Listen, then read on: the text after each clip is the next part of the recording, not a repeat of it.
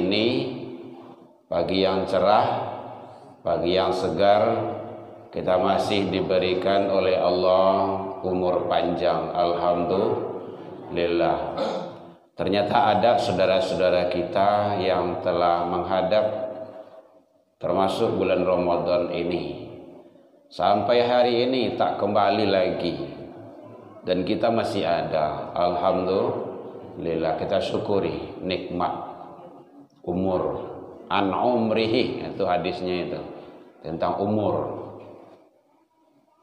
Mudah-mudahan setiap amal kebaikan, amal soleh, amal ibadah yang kita lakukan siang malam, pagi petang, kapan dan di mana saja, semoga diterima di sisi Allah hendaknya. Selawat dan salam kepada Nabi besar Muhammad sallallahu alaihi wasallam. Allahumma sholli ala Muhammad wa ala ali Muhammad. Yang sama kita hormati Bapak Ibu pengurus Masjid Nurul Ikhlas yang hadir, Bapak Ibu jamaah kaum muslimin hadirin, anak-anak kita mewakili dari peserta pesantren. Yang jelas kita ada tak ada pesantren, tetap kita melaksanakan ibadah, karena ibadah itu adalah urusan nafsi-nafsi pribadi seseorang hamba. Bapak Ibu hadirin kaum muslimin rahimakumullah. Sepertinya alhamdulillah kita juga tetap masih ramai, walaupun sudah nampak ciat-ciat yang bolong-bolong. Tidak apa-apa, ibadah kita ikhlas. Nah gini kan Nurul Ikhlas ini, ikhlas. Ikhlas itu kalau bahasa Arabnya pakai sod, ikhlas. SH, karena itu Indonesia itu. Ikhlas itu berbuat karena Allah, bukan karena yang lain. Jadi awak datang ke rumah saji itu adalah karena Allah. Salat karena Allah. Kan ujung niat kita itu kan lillah. Sengaja aku salat subuh 2 rakaat mengikut imam. Ada li di situ. Tengoklah itu, li itu karena atau untuk Allah. Jadi kalau karena Allah itu bukan karena yang lain. Ado ndak ado orang awak tibo. Dingin hari ndak dingin hari, bihange hari tetap datang. Itu yang ikhlas itu. Berbuat itu bukan karena yang lain. Siang ataupun malam, kapan dan di mana saja, kalau kedengaran panggilan Allah, kita datang. Itu yang ikhlas itu. Tapi kalau dingin nerima, orang dak aduh doh, berarti karena orang tu ibadah doh, tak ikhlas itu. Lawan dari ikhlas tu ria. Maaf, bukan orang ya, bukan nama, tetapi adalah sifat. Ria itu berbuat karena makhluk, karena yang lain. Nanti jatuh kepada munafik. Nah, tengok itu dalam An-Nisa 142 itu ada dijelaskan itu. Jadi ciri khas orang munafik itu dia berbuat bukan karena Allah, tapi karena yang lain, karena manusia. Dek karena orang banyak, dek karena awak tokoh masyarakat, dek karena awak menantu awak mungkin ustaz, dek karena awak mungkin guru, dek karena awak sagan-sagan semua itu, itu ria itu. Atau dek karena awak pengurus, sagan awak ada tibo, itu bukan ikhlas itu. Ikhlas itu jauh dake siang malam pagi sore, ado ndak ado rintangan datang, karena itu adalah perintah Allah. Bapak Ibu hadirin kaum muslimin rahimakumullah. Jadi oleh sebab itu, karena sekarang sudah berada kita di pertengahan, ya pertengahan ya Bu ya, lah tengah-tengah kok. Sawantalai kita akan pisah dengan Ramadan. Apakah kita dapat Ramadan yang akan datang? Wallahu a'lam, kita tidak tahu. Maka maksimalkan Ramadan yang ada ini, maksimalkan sebaik-baiknya. Bamangko orang solat lain namua, tapi tidak mau duduk di majelis ilmu. Ya karena ilmu tentang itu tak ada. Atau ada tak mengamalkan. Mungkin ada doa anak-anak apa dapat itu, kita dapat itu. Rabbi zidni ilman. Itu ilmu. Ya Allah, turunkanlah, anugerahkanlah, berikanlah ke aku ilmu. Ilmu baru. Yang kedua apa? Warazukni fahman, faham. Nya beda tuh. Ilmu banyak kalau tak paham enggak muah. Banyak ilmu dia. Dia tahu ini, tahu itu. Oh, ambo tahu tentang itu mah. Tapi dia tak ngerjakan. Tak paham dia. Kalau yang paham itu dia pasti melaksanakannya. Ternyata Bapak Ibu duduk di majelis ilmu ini tidak sama dengan yang lain. Bahkan ulama, bukan ulama ya, Allah menyatakan dalam Al-Quran antara ilmu dengan iman itu disetarakan. Itu hebatnya. Yarfa'illahu alladhina amanu, itu iman tuh. Yarfa', Allah akan mengangkat derajat orang-orang yang beriman. Wa utul ilma, itu ilmu. Dan orang yang berilmu derajat. Jadi ternyata ilmu dengan iman ini adalah sangat penting sekali. Oh, begitu Allah menghargai, menghormati tentang ilmu. Mungkin awak pernah mendengar kata-kata talabul ilmu, utlubul ilmu. Pernah dengar Bapak Ibu ya? Tuntutlah ilmu, carilah ilmu. Bahkan carilah ilmu sejak mulai dari ayunan sampai ke liang lahat. Orang mati pun itu perlu ilmu. Orang dalam sakarat pun itu perlu ilmu. Kalau tidak, kenapa ada lakinu mautakum? Ajarkan, bimbing orang yang dalam sakarat itu la ilaha illallah. Itu ilmu tuh. Orang yang dalam sakarat sana kan tidak ada guna itu doh. Tapi begitu ilmu pentingnya. Dan itu tidak banyak difahami orang, diketahui lagi. Makanya duduk di majelis ilmu itu sangat luar biasa. Hebat nilainya. Baca dalam kitab-kitab. Ada babun ilmu, kitab hadis, kitab-kitab ilmu yang lainnya. Itu dijelaskan, Bapak Ibu hadirin, bahwa hadir di majelis ilmu itu satu, nazalat alaihimus sakinah, Allah turunkan ketenangan. Kalau tidak percaya cobalah, galau awak, kacau pikiran, sama utak di rumah, pai ke rumah saji. Tidak percaya cobalah, boleh dicobain. Apalagi kalau hari Jumat tu, siang hari bulan Ramadan lelai, pari kosong, badan latih, pane angek lo. Dengan khutbah itu Allah turunkan ketenangan. Orang tenang tu biasanya pikirannya nyaman, hatinya senang. Buktinya asah mulai menyanda biasanya mata mengantuk tu. Orang tenang tu mudah lalok. Ndak risiko dah ada tempat lain gitu. Tempat lain. Benar Bapak Ibu. Orang untuk lalok tu kadang-kadang minum ubek, Bu. Ubek tidur. Pai kaniak-kanian untuk mencari tenangan itu. Kini awak masuk saja ke dalam rumah sajinya. Dia nasi, dia kepiangin dengan ceramah. Itu boleh dilihat itu. Kita kan sering khutbah, makanya nampak para ngai jemaah itu tuh. Ada yang berkaruh bagai. Duduk sudui. Tenang, orang tenang tuh dia mudah tidur. Nyu kadang-kadang di rumah di kamar lah wase. Lah sapir yang be apa namanya tuh? Kaswa tabah tuh. Putar kamari, bulak kamari, putar kamari, lah jam 3 hari ndak je namuh lalok tu. Batuk pangana tu ndak tenang. Tapi di rumah saji duduk saja sebentarnya, suara ustaz kare, mic rancak, orang ramai, laloknya tu. Ndak disiko do tempat lain.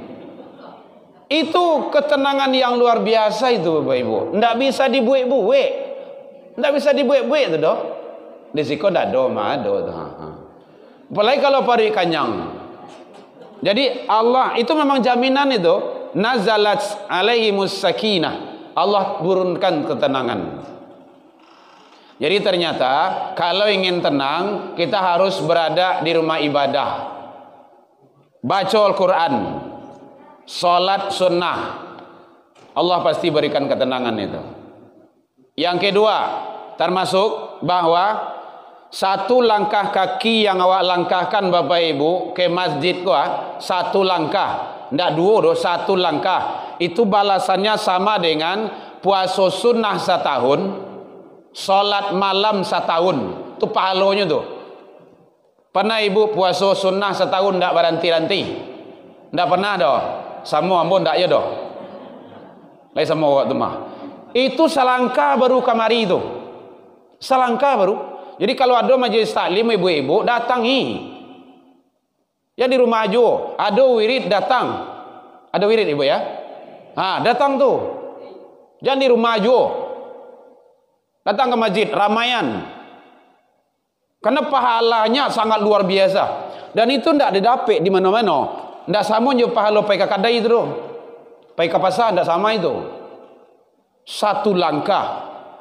Berapa langkah Ibu? Ada Ibu etong tadi dari rumah. Beko ke pulang Ibu etong deh.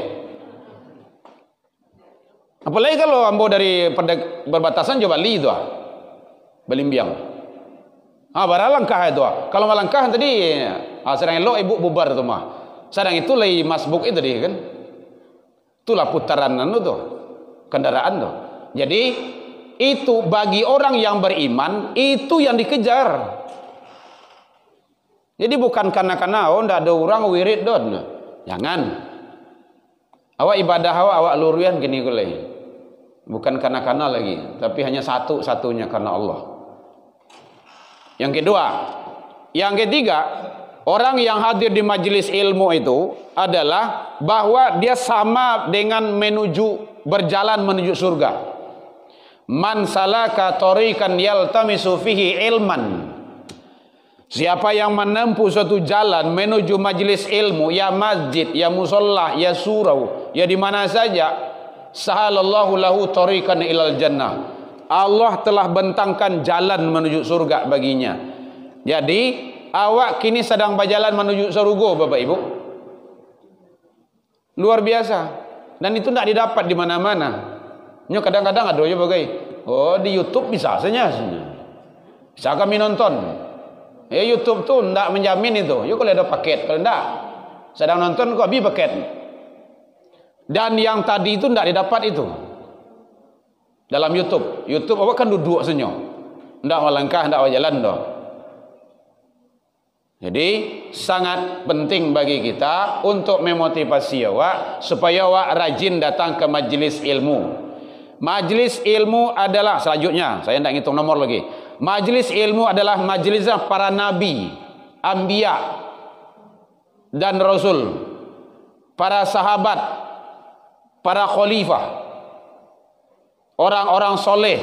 Bapak Ibu, tak kala Rasul menyampaikan satu ilmu saja, itu mata sahabat tidak berkutik doh, mancali setaruh itu.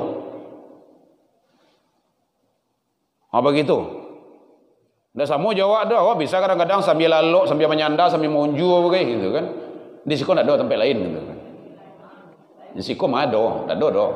Tak ada ngaku. Jadi oleh sebab itu begitu pentingnya majelis ilmu itu. Sangat luar biasa. Apalagi sekarang teknologi udah banyak untuk mempermudah mendapatkan ilmu. Mic sudah ada di sampaian. Bapak ibu-ibu kini awak wirid datanglah. Sebenarnya itu tidak perlu doh. Ilmu tu didatangi, bukan mendatangi. Tapi dek kini awak dalam masjid ada tempat, maka dibuatlah dalam tempat itu majelis ilmu. Itu luar biasa. Kalau orang-orang dulu, silakan baca riwayat-riwayat Imam Syafi'i, Imam Malik. Berhari-hari, berbulan-bulan mencari ilmu. Satu ilmu saja berbulan-bulan itu. Luar biasa. Oke, ini ada AC, ada kipas angin, listrik lah rancak, karpet udah bagus, Tapi tantangannya itu barik. Orang dulu cari tempat-tempat majelis ilmu, kadang dia te tanah sebagai, dia te batu, lapi ndak lu aduh doh, lampu polai. Mungkin bapak ibu nanala agak bau muak, mungkin merasuan dulu di kampung dulu. Lampuan awak pakai dulu, lampu cogok tu ibu tu. Ambo merasuan tu lampu minyak tanah tu, lampu jemborong tu. Siap mengaji tu ya bakara iduang dia nyo, apa cuki tu, kadang apa tu. Memang gitu. Kalau kini kok tinggal kadang main remote aja tu. Teknologi udah ada, tapi tantangan tu barik. Nah begitulah. Awak dulu ndak ada kek pergi mengaji doh, jauh. Pai itu pakai itu, kalau di kampung aku sigi nama itu. Batang karambi, daun karambi itu yang lakariang tu dikabek tu, dibakar. Itu pai itu. Anu mau itu. Suluh ya. Ambo gitu, ambo merasuan bapak ibu. Merasuan, apalagi kalau zaman ibu-ibu dulu. Jauh dia tembok tu mah. Ndak deket doh, jauh lolai. Kadang malam di rumah guru pergi. Begitu mencari ilmu pentingnya. Jalan kita itu yang dihitung. Jadi yang dihitung tu bapak ibu sia ustadznya. Ndak itu dia cari ado. Lagi gagah itu indah. Lagi pakai rekaman, pakai YouTube-nya itu indah. Bukan itu. Bab ilmunya. Bukan itu yang diperhitungkan. Yang dinilai itu kaki langkah awak tu. Makanya sangat penting bagi kita. Jadi yang minta tolong kepada Bapak Ibu di sini, jemaah semuanya, para remaja juga. Kalau ada majelis ilmu datangilah. Datangi. Kami juga seperti itu di rumah kayak gitu juga. Kalau tidak ada pemagi kajian, mandanga kajian, talingu awak kau nanti akan dihisap Bapak Ibu. Akan dihisap. Saja yang awak dengar. Mata, telinga, tangan dan kaki, semua akan menjadi saksi. Gitu ya Bu ya. Di suatu masa Anda akan ditanya. Ya jelek-jelek bintang kasidah dulu gitu. Tahun sekian. Semuanya itu punya pertanggungjawaban. Memang ada dalam Al-Quran Bapak Ibu. Cari dalam Al-Quran surah Isra tentunya kan. Inna sam'a, sesungguhnya pendengaranmu, wal basar, penglihatanmu, wal fuad, masya Allah, fuad di sini maknanya kolbu, hati, dan hatimu, kata Allah. Kullu, tuh ada kullu di situ. Tiap-tiap itu kesemuanya, kana anhu mas'ula, mas'ul akan disual, akan ditanya, akan dihisap. Tak lepas Bapak Ibu. Saja yang masuk ke dalam telinga awak yang awak dengar. Yang baik, yang tidak baik, saja yang awak calik di mata awak tu. Hati-hati yang punya handphone Android, itu maksiat banyak yang muncul di situ tu. Mata awak nanti akan dihisap itu.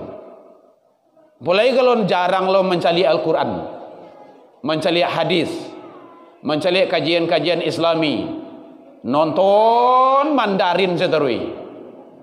Hati-hati itu film-film yang tak baik. Jadi makanya penting majelis ilmu itu bagi kita, karena Allah Rasul memuliakan tentang ilmu tersebut. Dan inilah yang kita motivasi. Jadi Bapak Ibu, ajak anak-anak awak, generasi awak bawa ke majelis ilmu. Kalau ada wirid, bawanya Bu. Bawa kau dibawanya supaya nanti lah kadangnya cinta dengan majelis ilmu. Kenapa anak-anak kini ku malihnya pai wirid? Lah diimbau lah dulu, sedang diimbau ndak tibo je doh. Lah diimbau ndak je tibo wirid doh.